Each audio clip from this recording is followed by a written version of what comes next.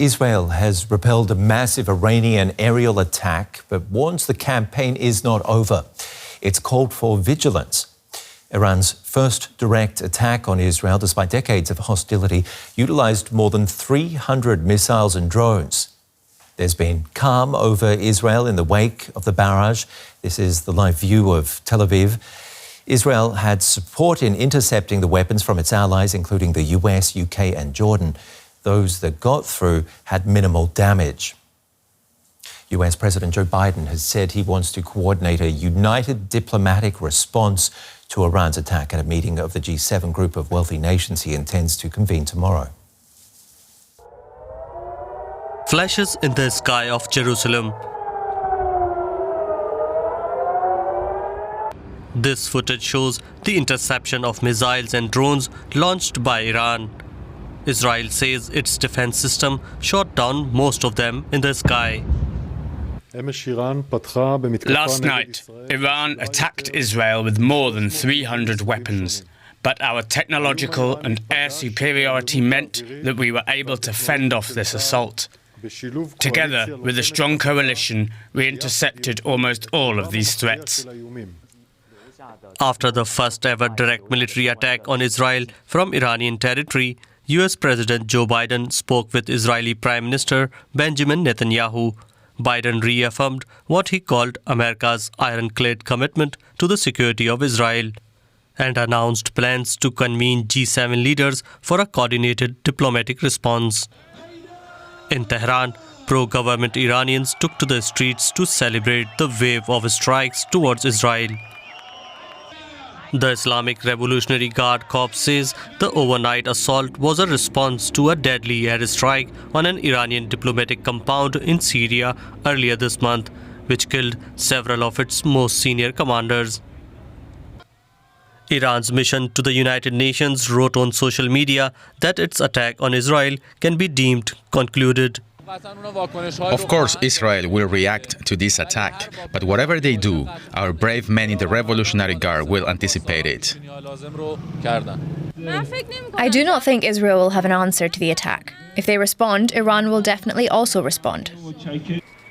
But Israel says its confrontation with Iran is not over, and the overnight escalation between two longtime foes has once again increased the threat of a full-scale regional war. Let's cross over to Niloofar Gholami from DW's Farsi department. This is the first time in a long history of confrontation that Iran has directly attacked Israel, as I mentioned before, as opposed to using proxies. Why would Tehran take this step now? Yes, it is unprecedented because so far there has been no direct confrontation with Israel at this level.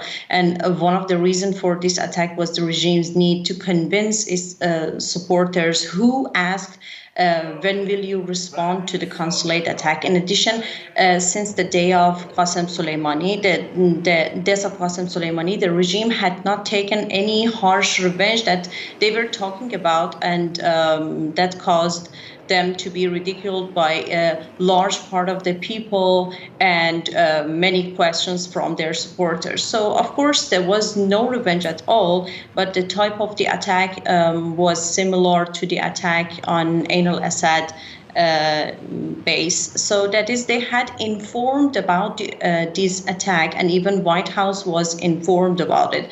But the regime wanted to calm down their supporters, questioning them.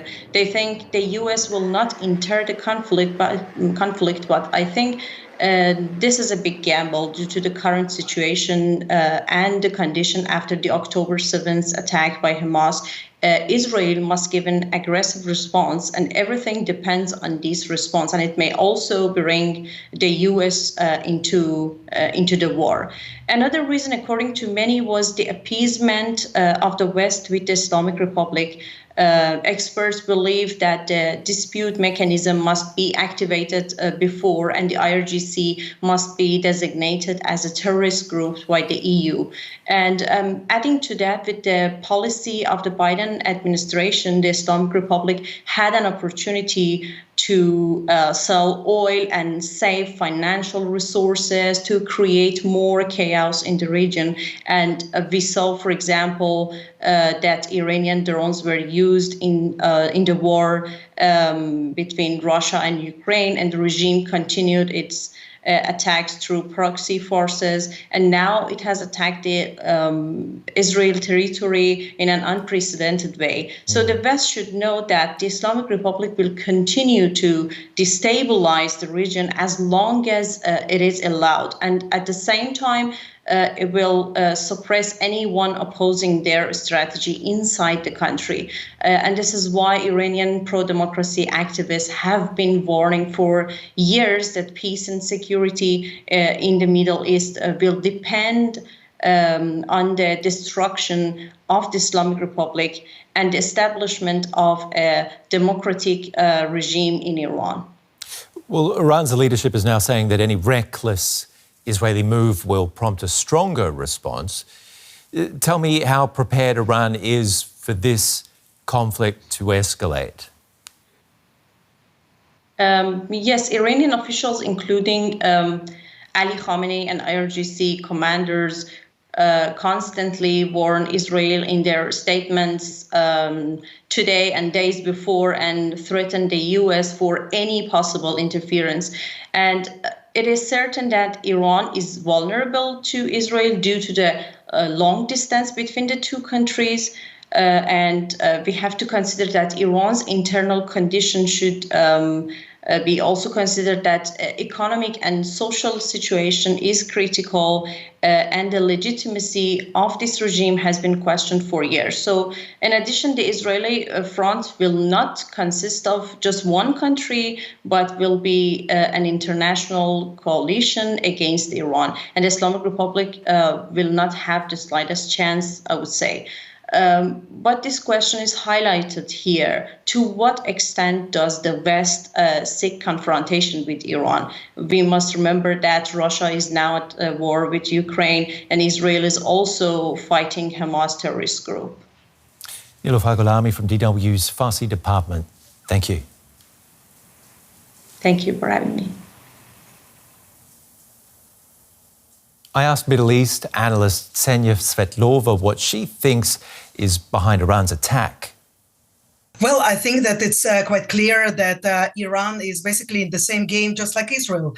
It wants to project power, and it afraid that if it will not retaliate for this incident in Damascus, where its top generals were killed, then in the eyes of the rest of the Middle East, where it tries to build its proxy and its camp, it will look weak. So while Israel had to act also to achieve, this projection of power, so was the Iranian answer. And we saw that it was, massive, but also rather limited in scope. If they wanted to inflict pain on Israel, they could do it through their proxies in Lebanon, Syria, and other countries. So a whole lot of military posturing here is what you're saying. You served in the Knesset as opposition until 2019. How far is Netanyahu's government willing to go in a reaction? Well, you have to remember that Netanyahu is not alone right now in his place of decision-making. There is a quite popular and rather strong Minister of Defense, Yoav Gallant, who already proved time and again independence. And there is also Minister Benny Gantz, who basically is a part of the opposition, who joined Netanyahu only after the tragic events of 10/7. So the decision that he will be making it along with these people. And therefore, it's not only Netanyahu and his right-wing members of his coalition that will be deciding what will be the scope of reaction, if at all. And I assure you that it seems that coordination between Israel and the US is back on track.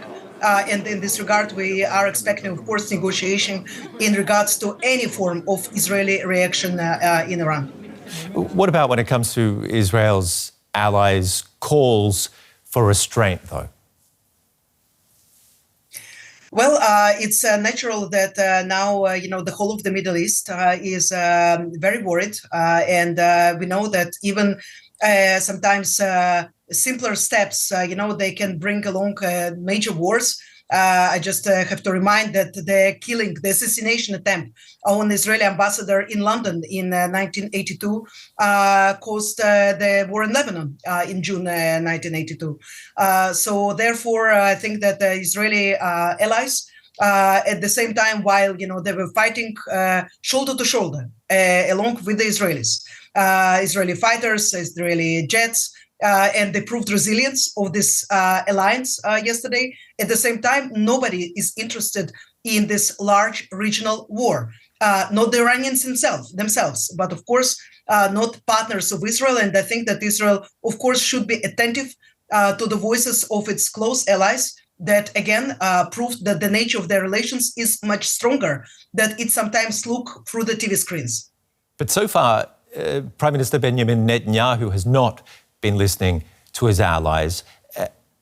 Tell me then, how dependent is Israel on its allies? Can it afford to continue to ignore? Well, I think that, we entered into very different territory than until recently. While Netanyahu feels that he is perhaps not obliged to listen to basically anybody, not only Middle Eastern allies, but also strong international allies such as United States, Germany, and the UK. When we entered this uncharted territory, the direct blows between Israel and Iran, this is a whole different story. And we know from the past that while Netanyahu at some point maybe was inclining to some kind of blow against Iran, he knew that it's impossible to be done without strong American support and involvement.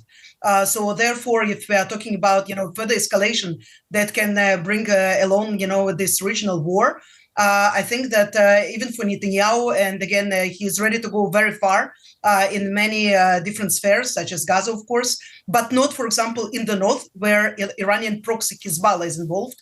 And we see that for the last 6 months, there is this very delicate game of the balance act that is going on. And the same, I think, will happen right now also vis-a-vis Iran. Ksenia, then tell me, how worried are you about a possible escalation?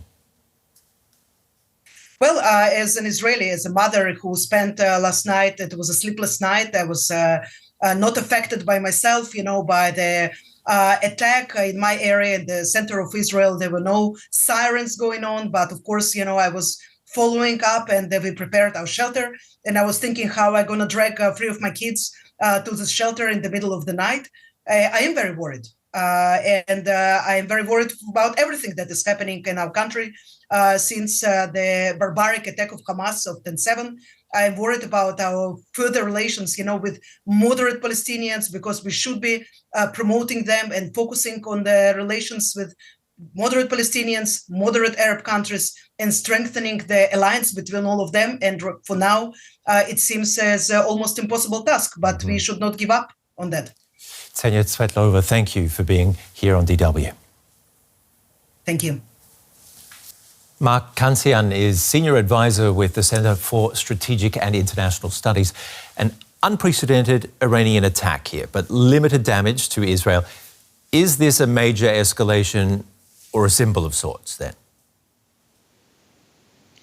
Well, it's really both. On the one hand, the fact that Iran has directly struck Israel is unprecedented. It has always in the past acted through proxies.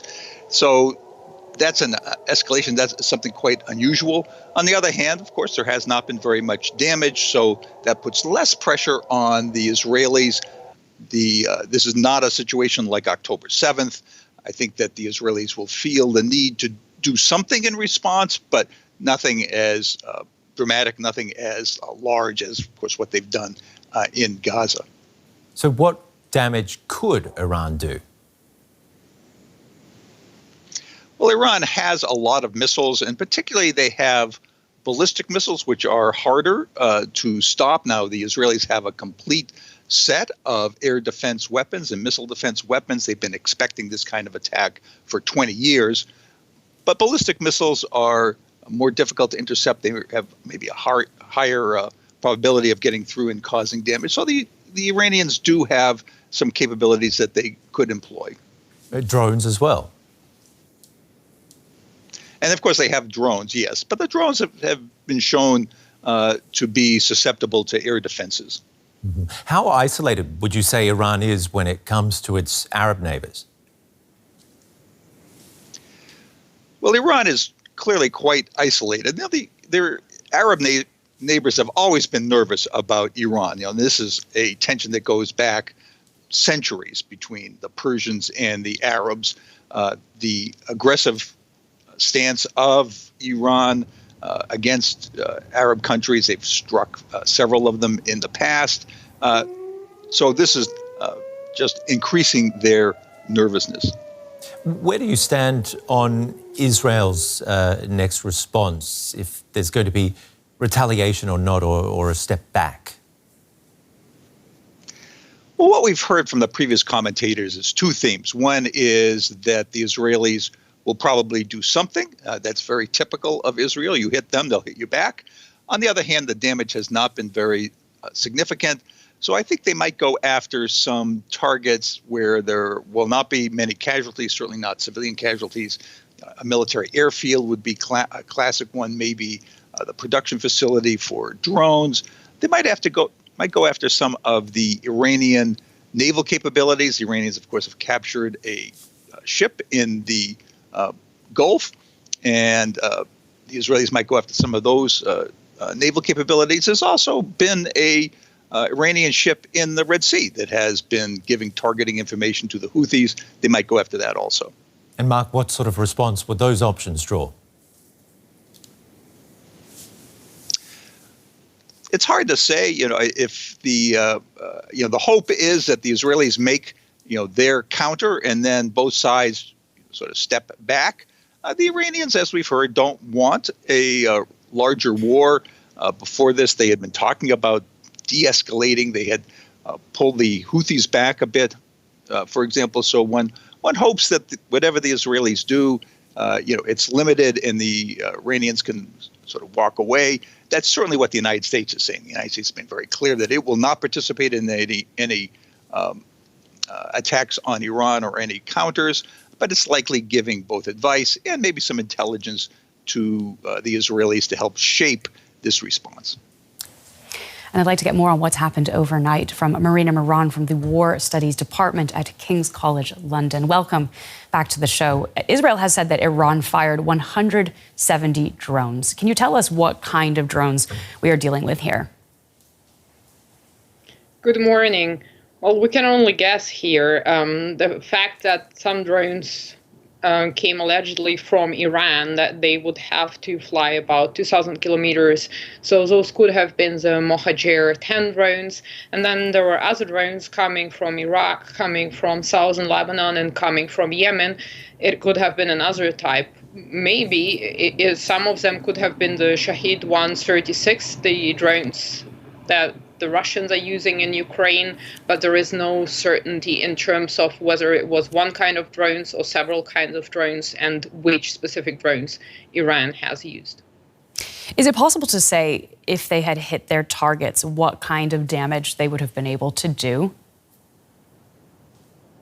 Again, here we have to speculate. It depends on the target, how well the target is protected on the one hand. And, just to talk about Shaheeds, we see the kind of damage that they can do in Ukraine, but they don't hit the target by one. Usually they are in pairs. And again, it depends on the target. If it's a civilian building or if it's a military installation, which will be much better protected to withstand such damage. And the Mohajer 10, for instance, has about 300 kilograms of explosive. So that's the payload of that drone. So it would be much more powerful. In other words, some of the drones coming through might have done just enough damage to military installations, but I don't think that, speculating again, there would have been serious damage, given that Israel was prepared and actually managed to neutralize, together with its allies, most of the drones and missiles shot. Yeah, let's talk more about that. So we understand these were intercepted by Israel and the United States. Can you tell us a little bit about the logistics of how they would have gone about intercepting this attack? Well, the Israeli used obviously their air defense system, the Iron Dome. Then RAF, so Royal Air Force from the United Kingdom, was also helping to shoot down drones and missiles from the air. The US has deployed its warships. So one warship was already there. Another warship was rerouted, and the warships have the Aegis system in order to intercept targets. So those were used to intercept drones. So the Israeli IDF worked in coordination with the United States and the UK, and also allegedly France and some other countries like Jordan were also involved. And some say that Saudi Arabia was also helping to neutralize some of the drones. So it was a joint effort in order to defend against the drones and missiles that came in. Now, Marina, you mentioned that after these drones were launched, it took several hours for them to reach their targets. Let's take a closer look at this timing. How important do you think it was that we had this time frame in order to provide Israel and its partners enough time to intervene? I think it's a critical point, because if you're launching an attack which you want to succeed, you certainly don't give any prior warning, and you don't give your adversary that time frame. So the effect of surprise is completely taken out of the equation here.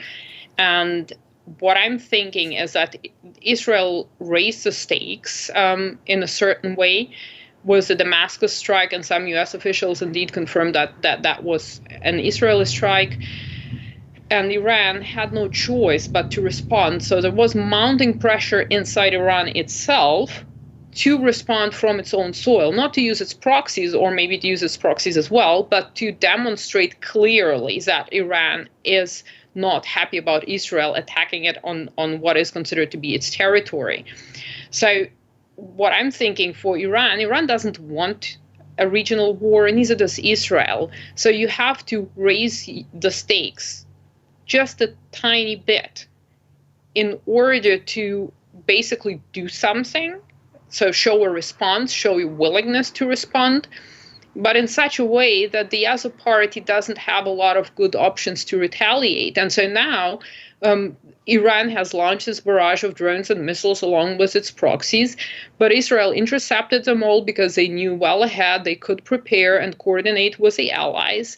So from both perspectives, everything is satisfied. Israel can claim that they have successfully defended against the Iranian attack, and that makes it very difficult for Israel now to raise the stakes. What will be the next response to Iran? Will Israel actually strike the military sites in Iran? And the US administration is very afraid of this. So it's a very interesting strategic game here. And I think this was more of a show of force, more of kind of a gunboat diplomacy, rather than an actual attack aimed at destroying something. And we can get some analysis now from Mike Martin, War Studies Senior Fellow at King's College London. Welcome back to DW. What do you think last night's attack reveals about Iran's evolving military capabilities? Actually, Claire, it's pretty much what we'd expect. So a large part of the attack was Shahed drones. We've seen lots of those in Ukraine. The Iranians gave loads to the Russians. And then on the ballistic missile front, the cruise missile front, we've got a pretty good idea of what capabilities Iran has from various tests that they've conducted. And so actually what we saw last night was pretty much exactly what we expected in terms of falling within Iran's technological envelope, if you like, what they're able to do. Now, given the relatively limited damage, do you think that Iran's attack was then calculated to cause relatively limited damage while displaying strength, or could this force Israel to retaliate?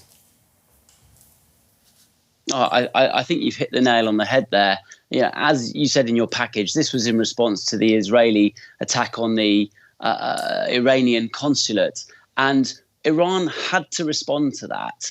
And the question was how it responded. And actually, Iran could have done much more damage to Israel, perhaps by using some of its proxies nearer to Israel. But as it was, launching quite slow-moving drones that were able to be shot down in Jordanian airspace, and as well signalling the attack for up to a week in advance. This was for the Iranian domestic audience and to its proxy allies in the region to demonstrate that Iran wasn't going to be pushed around. But equally, both Iran and America have signaled that they want to consider the matter closed now. They do not want to escalate this any further.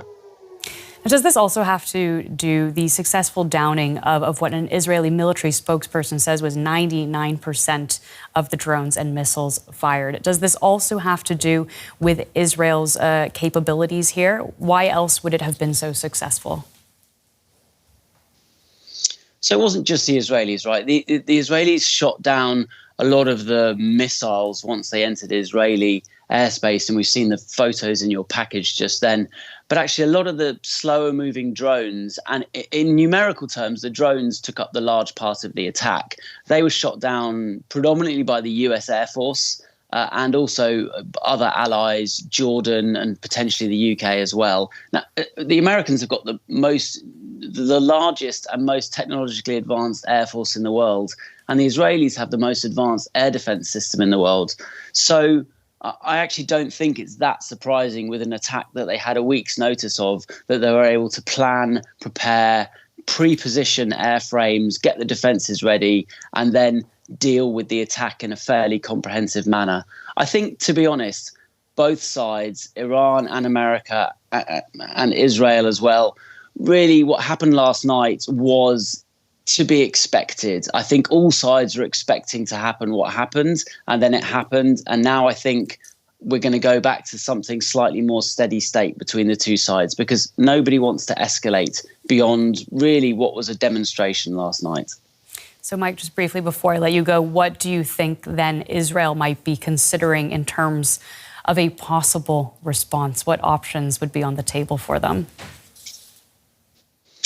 Well, it is the wild card, because Netanyahu is more reckless than the US and Iran. But if Iran is being sensible, if Israel's being sensible, what it will do is keep its response within the way America sees the region. So perhaps attacking Iran's nuclear facilities, and that will enable Israel to keep its response within how the Americans see the region. Thank you so much. As always, that is Mike Martin, War Studies Senior Fellow at King's College London. Thank you. So let's get into some specifics of what Iran has used in this attack. Arthur Holland, Michel is an expert on drones with the Carnegie Council for Ethics in International Affairs. We've just heard there that drones did form a large part of this attack. Could you tell us what kind of drones Iran has in its arsenal and whether it's clear what was used in this particular incident? Sure. Good morning. It's great to be here. So Iran actually has a very diverse drone program. They have, I believe, about a dozen different types of drones that can be used in sort of weaponized missiles, suicide-style attacks. Unfortunately, I've been on the road and I haven't been able to, look into any of the analysis of the actual attack and the evidence that we have, which is presumably very thin from last night. But keeping in mind the ranges of these attacks, it was probably some of the larger suicide drones. So these are faster moving, jet-powered, in some cases propeller-powered systems that have a warhead of anywhere between sort of 50 to maybe like 200 pounds. Tell us a little bit more, if you can, about Iran's drone program. Has the threat from it been increasing in recent years? It certainly has. An important thing to know about Iran's drone program is actually it's one of the oldest drone programs in the world. Iran has been making drones since the 1980s, and in that respect, they got a big head start over a lot of other countries, including some of their adversaries. The threat has definitely been increasing in recent years as a result of recent technological advances in things like sensors, miniaturization of power systems. They're able to produce more sophisticated, more precise drones and to produce them in higher quantities. But an important caveat to that is that each time Iran carries out an attack, especially an attack on, say, US forces, or in this case on Israel, that gives the defenders information about how to better counter this threat. I think that if we had seen an attack of this scale 5 years ago, we wouldn't have seen the same numbers of shoot-downs that we saw last night, these amazing figures of 99% interception rate. And so that is a kind of counterweight to this idea that Iran, the drone threat is sort of going to only grow exponentially in the years ahead. It's always a cat and mouse game. So the attacks themselves revealing its capabilities. I guess my next question would be then how it was possible for Iran to become such a global drone powerhouse despite Western sanctions. Well, again, it's it was this early bet that they made to get into the the field of technology really before people were actually taking it very, very seriously. Also, keeping in mind that drones, as compared to, say, missiles, don't necessarily require incredibly sophisticated components. You don't need necessarily like a very expensive rocket system, the kind of system that might be subject to sanctions or trade restrictions. You might just have a propeller, something that is as simple as what you can buy for a hobby plane. And in that regard, they sort of made this very, very prescient bet that going low, going small, going simple could actually be a payoff, because a lot of the defense systems that were developed were for, big rocket-powered systems, aircraft and such. And so being able to fly under the radar was a bit of a hole in that. Arthur, thank you so much for joining us today. That is Arthur Holland Michel, Senior Fellow at the Carnegie Council for Ethics in International Affairs.